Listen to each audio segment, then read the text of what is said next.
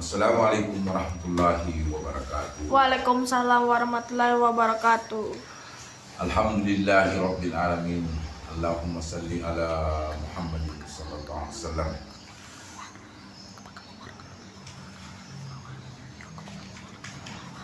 Kita akan membacakan lagi yaitu Fadilah Tabligh. Jadi sebelum kita lanjut, di subscribe dulu, jangan dilewatkan, di subscribe dulu, kemudian di like, karena subscribe ini sangat membantu untuk konten-konten, kreator konten-konten ya. Jadi di subscribe, kemudian di like, dan jangan lupa tinggalkan komen apa yang kurang, maka insya Allah saya akan perbaiki. Begitu, oke, kita lanjut ya. Ayat-ayat Al-Quran yang menegaskan tentang pentingnya amar ma'ruf nahi mungkar. Ayat pertama, A'udzu billahi minasyaitonir rajim. Bismillahirrahmanirrahim.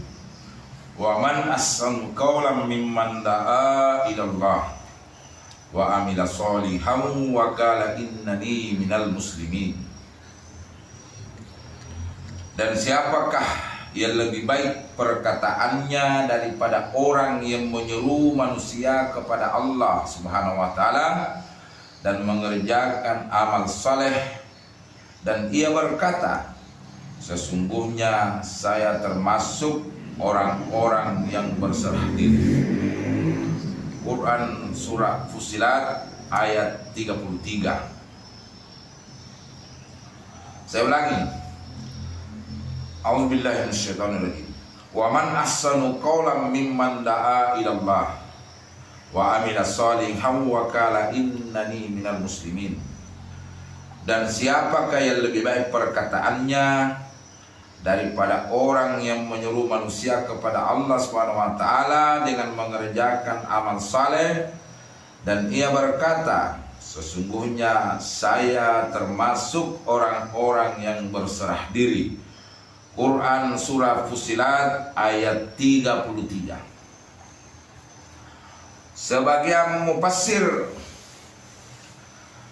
ahli tafsir mengatakan, barang siapa menyeru manusia ke jalan Allah Subhanahu wa taala dengan cara apapun, maka dia berhak mendapat kehormatan dari ayat tersebut. Misalnya, para nabi berdakwah dengan cara memperlihatkan mukjizatnya. Para ulama berdakwah dengan hujjah dan dalil-dalilnya. Para mujahid berdakwah dengan pedangnya. Para muazzin berdakwah dengan azannya. Pendek kata, barang siapa menyuruh manusia kepada Allah, barang siapa menyuruh manusia kepada kebaikan, maka dia berhak mendapatkan kehormatan seperti yang disebutkan ayat di atas.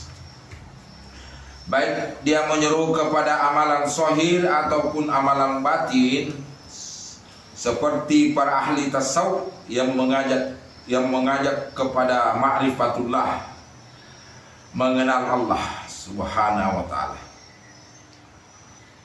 Sebagian mufassir yang lain berkata, ayat wa qala innani minal muslimin, dan ia berkata, sesungguhnya saya termasuk orang-orang yang berserah diri, maksudnya adalah bahwa seorang muslim hendaknya merasa bangga dengan kehormatan yang dia karuniakan oleh Allah Subhanahu wa taala kepadanya, dan hendaknya dia menunjukkan kehormatan ini dengan penuh kebanggaan. Tetapi ada sebagian mufassir mengatakan bahwa dalam setiap kegiatan dakwah dan tabligh kita jangan merasa sombong karena menjadi seorang mubaligh. Bahkan kita harus merendahkan diri, rendah hati, dan merasa bahwa kita ini hanyalah seorang muslim biasa, sama seperti muslim-muslim yang lainnya. Ayat kedua, wa dzakir fa inna dzikra tanfa'ul mu'minin. Dan berilah peringatan, sesungguhnya peringatan itu bermanfaat bagi orang-orang yang beriman. Quran surah Az-Zariyat ayat 55. Saya ulangi lagi. A'udzubillahi minasyaitonirrajim. Wa dzakir fa inna dzikra tanfa'ul mu'minin. Dan berilah peringatan, sesungguhnya peringatan itu bermanfaat bagi orang-orang yang beriman. Quran surah Az-Zariyat ayat 55. Para mufassir mengatakan bahwa tabligh berarti juga memberikan peringatan kepada orang-orang mukmin dengan ayat-ayat Al-Quran. Karena hal ini akan bermanfaat bagi mereka. Bahkan bermanfaat juga bagi orang-orang yang tidak beriman. Karena dengan usaha ini insya Allah mereka akan menjadi orang-orang beriman. Tetapi sayang, pada zaman ini kesempatan untuk berdakwah dan bertabligh sudah hampir tertutup. Usaha tabligh tidak diperhatikan dengan sungguh-sungguh. Kadang-kadang para mubaligh hanya ingin memperlihatkan kemahiran dan kefasihan mereka dalam berpidato. Padahal Rasulullah sallallahu alaihi wasallam bersabda, barang siapa belajar seni pidato untuk mendapatkan pujian dan sanjungan dari manusia, maka amal ibadahnya baik yang fardu maupun yang sunnah tidak akan diterima pada hari kiamat. Ayat ketiga, wa'mur ahlaka bis-shalah wastabir 'alaiha la nas'aluka rizqan nahnu narzuquka wal aqibatu littaqwa. Dan perintahkanlah keluargamu, umatmu, agar mendirikan salat dan bersabarlah atasnya. Kami tidak meminta rezeki kepadamu, tetapi kamilah yang memberi rezeki kepadamu. Dan akibat yang baik itu adalah bagi orang-orang yang bertakwa. Sudah ini ayatnya.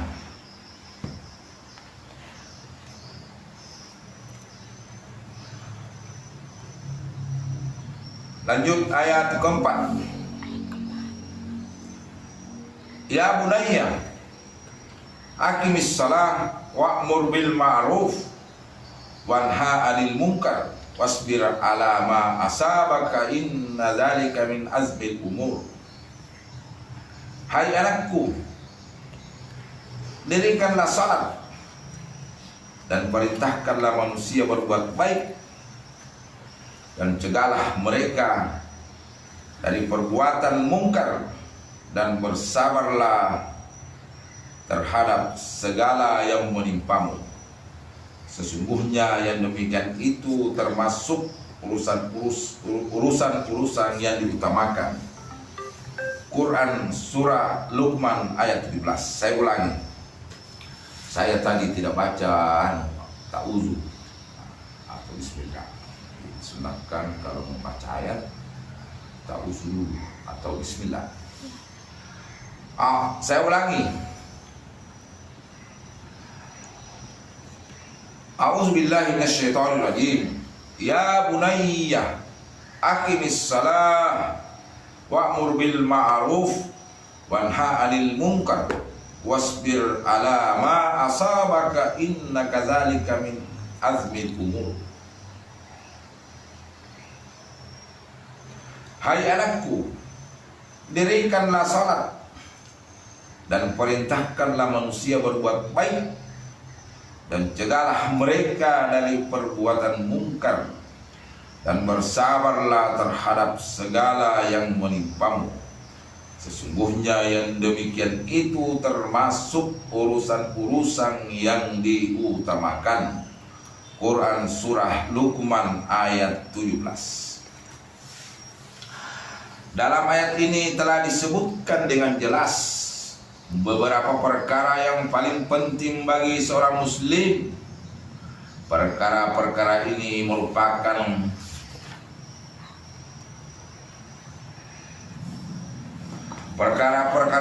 merupakan jalan untuk menuju kebahagiaan yang sempurna.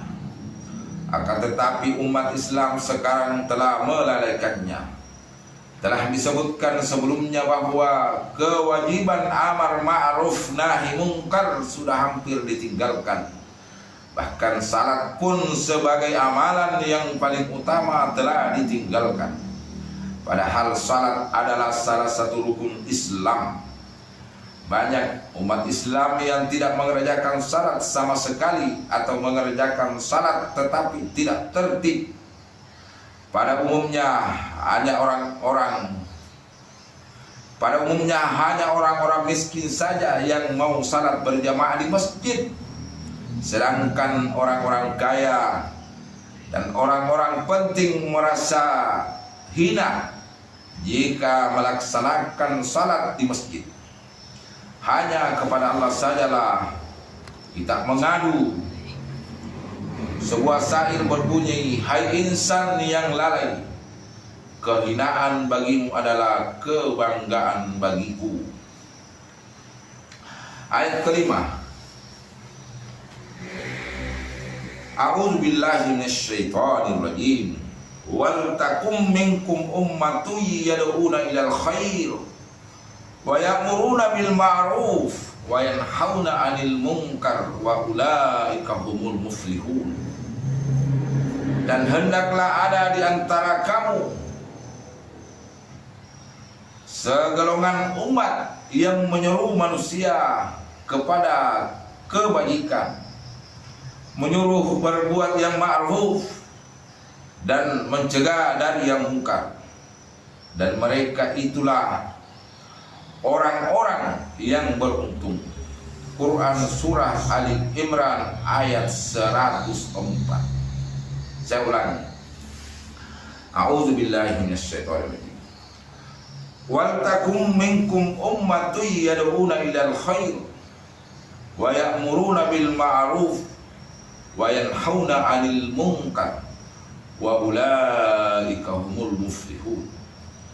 Dan hendaklah ada di antara kamu segolongan umat yang menyuruh manusia kepada kebajikan, menyuruh berbuat yang ma'ruf dan mencegah dari yang mungkar. Dan mereka itulah orang-orang yang beruntung. Quran Surah Ali Imran ayat 104. Dalam ayat tersebut dengan jelas Allah Subhanahu wa ta'ala memerintahkan kaum muslimin supaya membentuk satu umat untuk mentabligkan ajaran-ajaran Islam ke seluruh dunia. Namun sayang, kita telah mengabaikan perintah ini. Sebaliknya, orang-orang non-muslim sedang menyebarkan ajaran agamanya siang dan malam. Misalnya para misionaris agama Kristen, mereka telah disiapkan untuk menyebarkan agamanya ke seluruh dunia dengan sungguh-sungguh. Akan tetapi, adakah sekarang dari kalangan orang Islam satu jamaah yang berusaha seperti itu? Maka jawabannya belum ada. Kalaupun ada seseorang atau satu jamaah kaum muslimin yang berusaha mentabligkan agama Islam, maka muncullah berbagai halangan dan rintangan kepada mereka. Bukan bantuan dan kerjasama yang didapatkan, bahkan lebih parah lagi, rintangan dan hambatan itu datang dari mereka yang melalaikan dakwah. Akibatnya para mubalik yang jujur dan ikhlas itu merasa putus asa dan meninggalkan tugas dakwah yang mulia ini. Sebenarnya kewajiban setiap orang Islam adalah membantu mereka yang mentabligkan ajaran-ajaran Islam ke seluruh dunia. Ayat ke-6. Kita lanjut. A'udzubillahi minasyaitonirrajim. Kuntum khaira ummatin ukhrijat linnas ta'muruna bil ma'ruf wa tanhauna 'anil munkar wa tu'minuna billah. Kalian adalah umat yang terbaik. Kalian adalah umat terbaik yang dilahirkan untuk manusia. Kalian menyuruh berbuat kebaikan dan melarang kemungkaran, dan kalian beriman kepada Allah. Quran Surah Ali Imran ayat 110. Saya ulangi. A'udzubillahi minasyaitonirrajim. Kuntum khaira ummatin ukhrijat linnasi ta'muruna bil ma'ruf wa tanhauna 'anil munkari wa tu'minuna billah. Kalian adalah umat terbaik yang dilahirkan untuk manusia. Kalian menyuruh berbuat kebaikan dan melarang kemungkaran, dan kalian beriman kepada Allah Subhanahu wa taala. Quran Surah Ali Imran ayat 110. Umat Islam adalah umat yang terbaik di antara umat-umat lainnya. Hal ini telah disebutkan dalam firman-firman Allah Subhanahu wa taala dan hadis-hadis Rasulullah sallallahu alaihi wasallam, baik secara jelas maupun isyarat. Dalam ayat di atas pun Allah Subhanahu wa taala telah memberikan kehormatan kepada kita sebagai umat yang terbaik. Syaratnya kita harus mendakwakan ajaran Islam, menyeru manusia kepada Allah, umat Islam adalah umat yang terbaik di antara umat-umat lainnya. Hal ini telah disebutkan dalam firman-firman Allah Subhanahu wa taala dan hadis-hadis Rasulullah sallallahu alaihi wasallam, baik secara jelas maupun isyarat. Dalam ayat tersebut Allah Subhanahu wa taala telah memberikan kehormatan kepada kita sebagai umat yang terbaik. Syaratnya kita harus mendakwakan ajaran Islam, menyeru manusia kepada kebaikan serta mencegah mereka dari kemungkaran.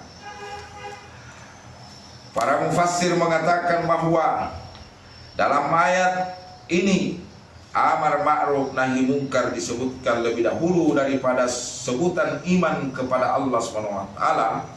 Padahal iman adalah pangkal bagi segala amalan.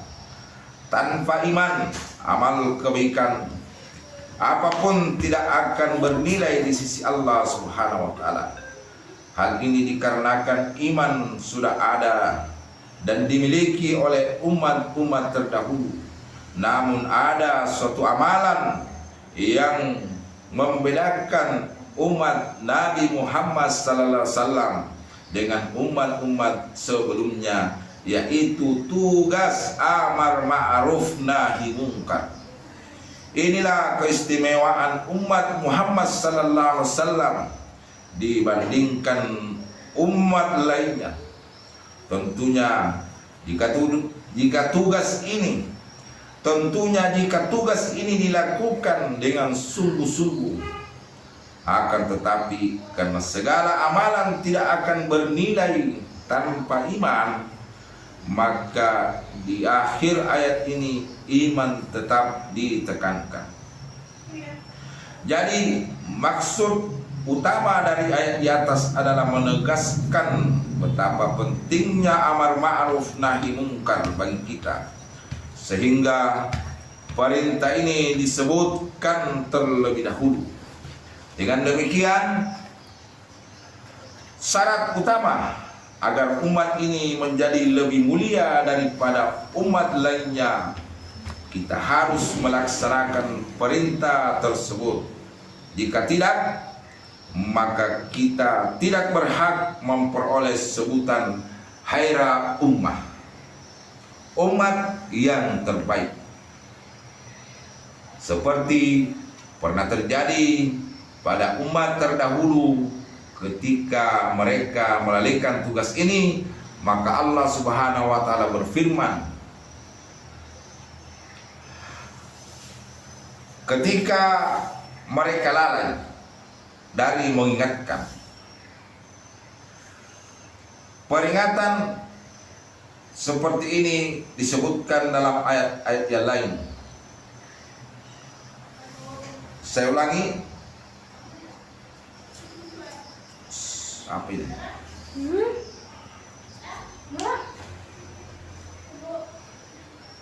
Pentingnya peringatan seperti ini banyak disebutkan dalam ayat-ayat lain.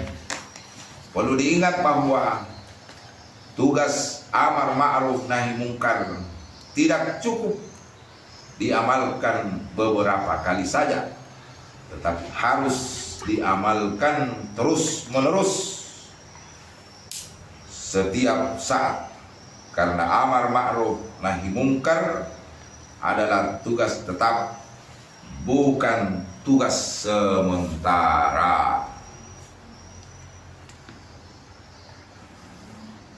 Sampai ini baru selesai, sampai di bawah, sampai ayat ke-7. A'udzubillahi minasyaitonirrajim.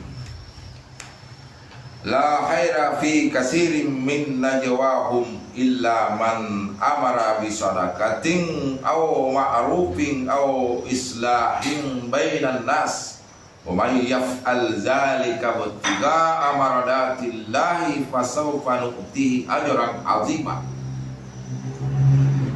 Tidaklah ada kebaikan pada bisikan-bisikan mereka kecuali orang yang menyuruh manusia bersedekah atau berbuat kebaikan atau menciptakan perdamaian di antara manusia. Barang siapa yang berbuat demikian karena mengharapkan keridaan Allah SWT, maka akan kami beri kepadanya pahala yang besar. Quran Surah An-Nisa ayat 114. Dalam ayat ini Allah Subhanahu wa taala menjanjikan balasan yang besar bagi mereka yang mendakwakan kebenaran. Seberapa besarkah pahala yang dikatakan besar oleh Allah Subhanahu wa taala itu? Dalam menafsirkan ayat ini, Rasulullah sallallahu alaihi wasallam bersabda, kata-kata seseorang itu boleh jadi merupakan dosa baginya, kecuali kata-kata yang diucapkan itu memberi peringatan, mengajak kepada kebaikan dan mencegah kemungkaran. atau berzikir kepada Allah Subhanahu wa taala.